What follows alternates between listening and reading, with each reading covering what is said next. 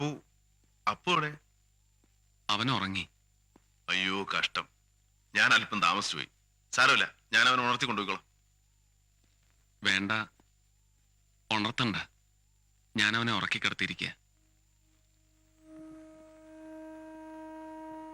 അപ്പുവിന്റെ മൂക്കിൽ നിന്നും വീണ്ടും ചോര വന്നായിരുന്നു.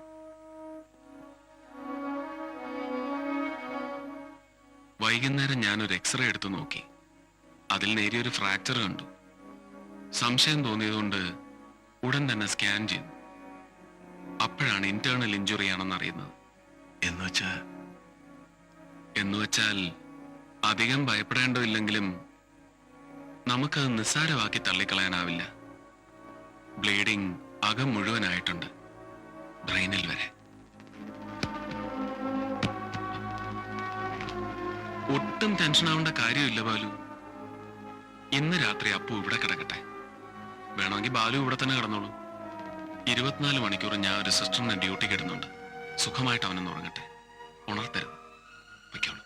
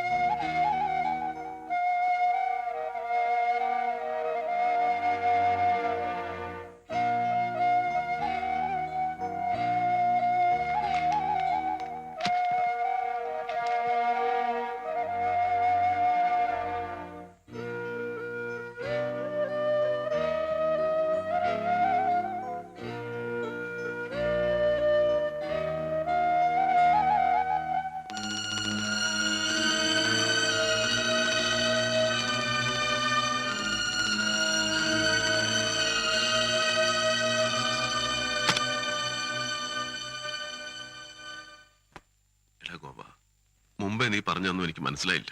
തെളിച്ചു പറ. സത്യത്തിൽ എന്റെ അപ്പൻ എന്താണ്? മരത്തിൽ നിന്നോ കുളിമുറിയിലോ മറ്റോ വീണോന്ന് ഞാൻ പലതവണ ചോദിച്ചിട്ടും ഒന്നും നടന്നതായി അപ്പുവിന് ഓർമ്മയില്ല. ഏതായാലും സ്കാൻ ചെയ്ത് കഴിഞ്ഞപ്പോഴാ ഉള്ളിലെ ആഘാതം മനസ്സിലായത്.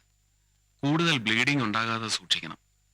ഏതെങ്കിലും ഒരു നല്ല ഹോസ്പിറ്റലിലേക്ക് ഷിഫ്റ്റ് ചെയ്താലോ എന്ന് ഞാൻ ആലോചിച്ചു. എങ്ങോട്ടാ കൊണ്ടുപോകണം? എവിടെ എന്റെ മോനെ കൊണ്ടുപോകണ്ട? പറ, ഞാൻ കൊണ്ടുപോകും. വിഷമിക്കാതെ ബാലു, അതിന്റെ ആവശ്യമില്ല. ബോംബെയിൽ എൻ്റെ ഒരു പ്രൊഫസറുണ്ട്, ഡോക്ടർ MC മേനൻ. ഇന്ന് ഇന്ത്യയിലുള്ളതിൽ വെച്ച് ഏറ്റവും നല്ല ന്യൂറോ സർജനാണ്. അദ്ദേഹമാണ് പറഞ്ഞത് ഈ സമയത്ത് ഷിഫ്റ്റിങ്ങിന്റെ ഒന്നും ആവശ്യമില്ലെന്ന്. അദ്ദേഹത്തിന്റെ അഡ്വൈസ് പ്രകാരമാണ് ഞാൻ ട്രീറ്റ്മെന്റ് തുടങ്ങിയിരിക്കുന്നത്. അപ്പുവിന് ലേശം ടെമ്പറേച്ചർ ഉണ്ട്, അതൊന്ന് മാറിക്കിട്ടണം. ഡോക്ടർ മേനൻ മറ്റന്നാൾ ഇങ്ങോട്ട് വരുന്നുണ്ട്. അതുവരെ ദൈവം എന്നോട് ദയവ് കാണിക്കാതിരിക്കില്ല. അദ്ദേഹം പറഞ്ഞത് വന്നതിന് ശേഷം വേണ്ടി വന്നാൽ ഓപ്പറേഷൻ ഇവിടെ വെച്ച് തന്നെ നടത്താവുന്നതാണ്. ഓപ്പറേഷനോ? അതേ ബാലു, ചിലപ്പോൾ അത് മാത്രമായിരിക്കും ഒരു പോംവഴി.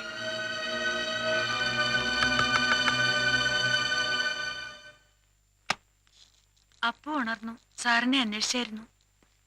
ബാലു,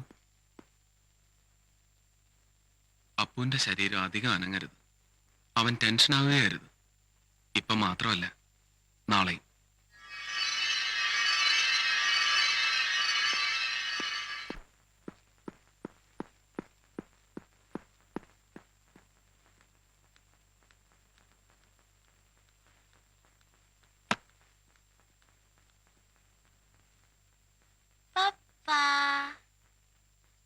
അപ്പോ പപ്പ എന്താ ഇത്ര താമസിച്ചേ?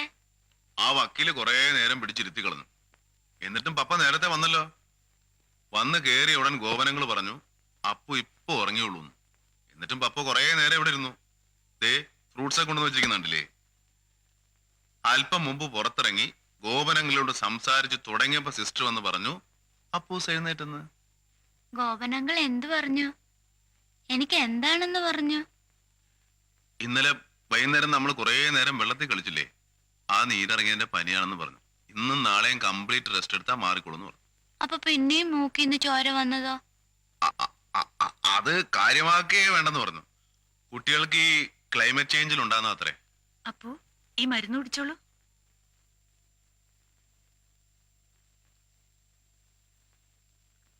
കുറച്ചു മുമ്പ് ഈ മരുന്ന് കുടിച്ചിട്ടാ ഞാൻ ഉറങ്ങിപ്പോയത്.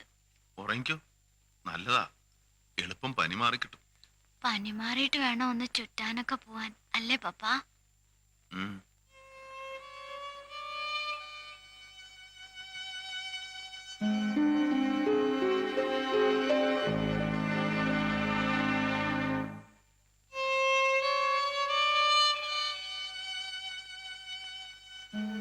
നേരെ കിടത്തട്ടെ? വേണ്ട.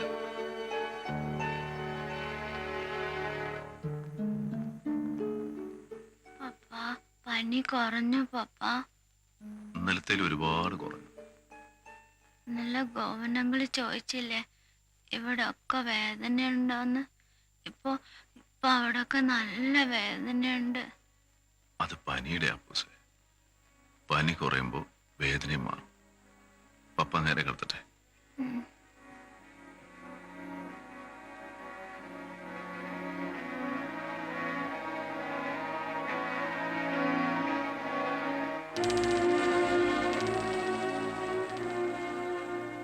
എന്താലോചിക്കാപ്പോ?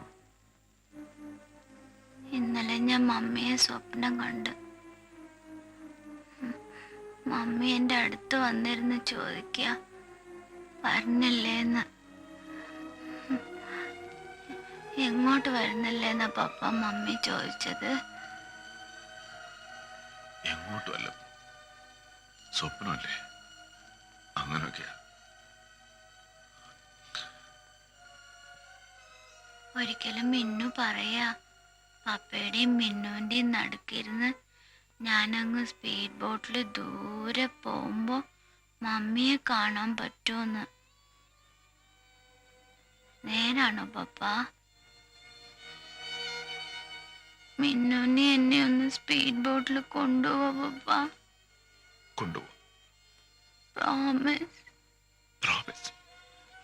പപ്പ ഇപ്പൊ വരും.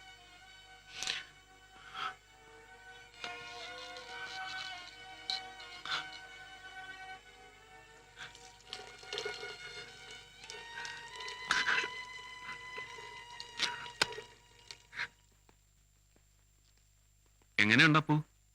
Fine. How are you uncle? Very fine. Appu ഇന്നലെ നന്നായിട്ട് ഉറങ്ങിയോ?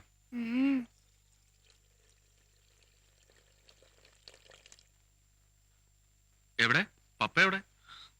ഞാനിവിടെ ഉണ്ട്. ആ ഇതെന്താ ഇത്? അപ്പുവിന് ലേശം പനി വന്നു വെച്ച് ബാലു അവന്റെ അടുത്തൊന്നും മാറുന്നില്ലല്ലോ. ഓ, പപ്പയുടെ ഒരു സ്നേഹം. ഏതായാലും പപ്പയെ ഞാൻ കുറെ നേരത്തേക്ക് അങ്ങോട്ട് കൊണ്ടുപോവുക. അപ്പുവിന് ലേശം സ്വസ്ഥത കിട്ടട്ടെ. വാ. പപ്പാ, മിന്നുനോടൊന്ന് പറയോ എനിക്ക് പനിയാണെന്ന്? അപ്പൊ മിന്നു വരും. പറയാം. മിന്നു വരും, തീർച്ചയായും വരും.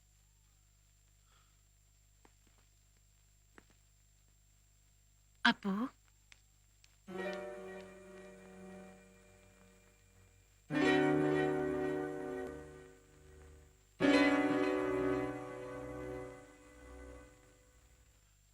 ഗോപ, ഞാനൊന്ന് പോയിട്ട് വരാം. എങ്ങോട്ട്? ആ മീനാക്ഷി എങ്ങനെയെങ്കിലും ഒന്ന് കൊണ്ടുവരണം. ഇല്ലെങ്കിൽ അത് ശരിയാവില്ല. ബാലു തന്നെ പോണോ? ഞാൻ വേണമെങ്കിൽ പോയി എങ്ങനെങ്കിലും നിർബന്ധിച്ചു കൊണ്ടുവരാൻ. വേണ്ട, ഞാൻ തന്നെ പോ. ബാലു, ഡോക്ടർ മേനൻ നാളെ തന്നെ എത്തും. രാവിലെ 7 മണിക്കാണ് ഓപ്പറേഷൻ. ആയിക്കോട്ടെ. അതിനു മുമ്പ് വേണ്ടപ്പെട്ടവരെയൊക്കെ ഒന്ന് അറിയിക്കണ്ടേ? ആരാ വേണ്ടപ്പെട്ടവർ? എന്റെ ഏറ്റവും വേണ്ടപ്പെട്ടവനല്ലേ ഗോപ കട്ടിലേക്ക് കിടക്കുന്നു.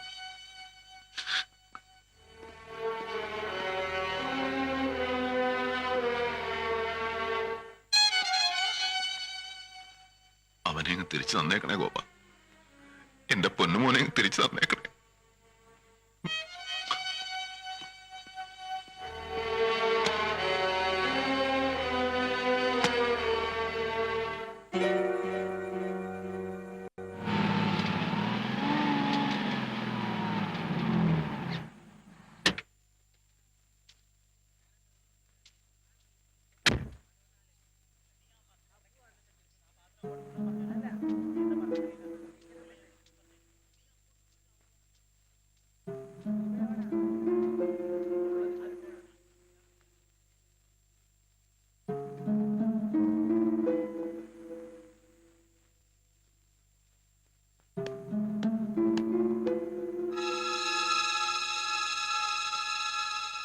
എന്താ? കാലിൽ വീണൊരു സഹായം ചോദിക്കാനാണ് ഞാൻ വന്നത്. ആ സഹായം രുദ്രൻ എനിക്ക് ചെയ്തു തന്നേ പറ്റൂ. മരണം വരെ ഞാനത് മറക്കില്ല.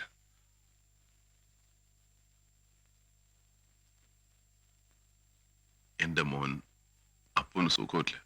ആശുപത്രിയിലാണ് അവൻ. നാളെ രാവിലെ 7 മണിക്ക് അവന്റെ ഓപ്പറേഷനാണ്. ഓപ്പറേഷന് മുമ്പ് മീനാക്ഷി ഒന്ന് കണ്ടാൽ കൊള്ളാമെന്ന് അവൻ പറഞ്ഞു. എങ്ങനെയും വിളിച്ചോണ്ട് ചെല്ലാമെന്ന് ഞാൻ ഏൽക്കുകയും ചെയ്തു. കുറെ നേരത്തേക്ക് അവന്റെ അരികെ വന്നിരിക്കാൻ മീനാക്ഷിയോടൊന്ന് പറയണം. ഇതെന്ത് കളിയാ? മിസ്റ്റർ, ഇന്ന് രാത്രി അവിടെ കല്യാണമാണ്. കല്യാണ പെണ്ണിനെ എങ്ങനെ പുറത്തേക്ക് വിടുക?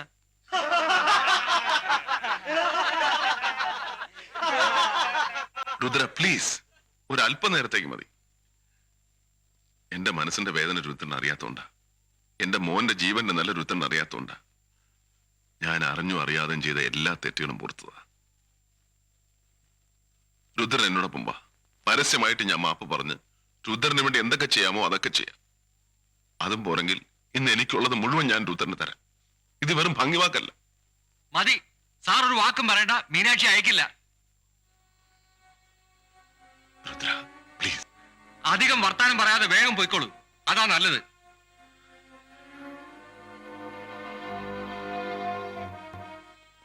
അമ്മേ, ഒരല്പനേരത്തേക്കെങ്കിലും മീനാക്ഷി ഒന്ന് വിട്ടു തരാൻ പറയാമേ.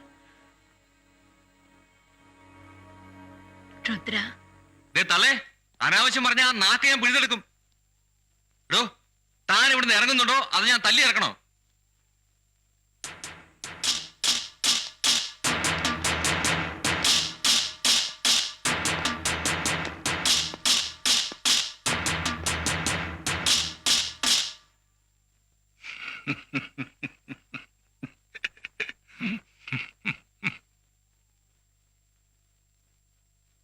ബാലു സാറേ, ഞാനൊരു രാഷ്ട്രീയക്കാരൻ. ശാശ്വതമായ വൈരാഗ്യം എനിക്ക് ആരോടുമില്ല. ബാലു സാറിനോട്. എന്നെ സാറിന് വേണ്ടെങ്കിലും സാറിനെ എനിക്ക് വേണം. സാറിന് വേണ്ടി എന്തും എവിടെയും എപ്പോഴും ചെയ്യാൻ ഞാൻ തയ്യാറാണ്. പക്ഷേങ്കിലും മീനാക്ഷിയുടെ കാര്യത്തിൽ ഞാൻ പറഞ്ഞല്ലോ, ഇന്ന് രാത്രി 10 മണി കഴിഞ്ഞോട്ടെ സാറ് പറയുന്ന സ്ഥലത്ത് ഞാൻ കൊണ്ടാക്കി തരാം. കാരണം 10 മണി കഴിഞ്ഞാൽ അവൾ എന്റെ ഭാര്യയാണല്ലോ.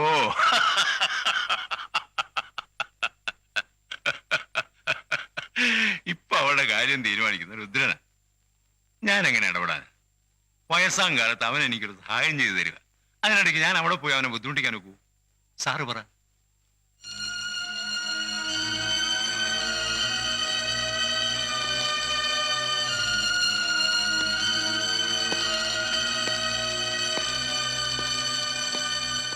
സാറേ, പിണങ്ങല്ലേ? ഈ കല്യാണം വല്ല ജാതി ഒന്ന് നടന്നോട്ടെ.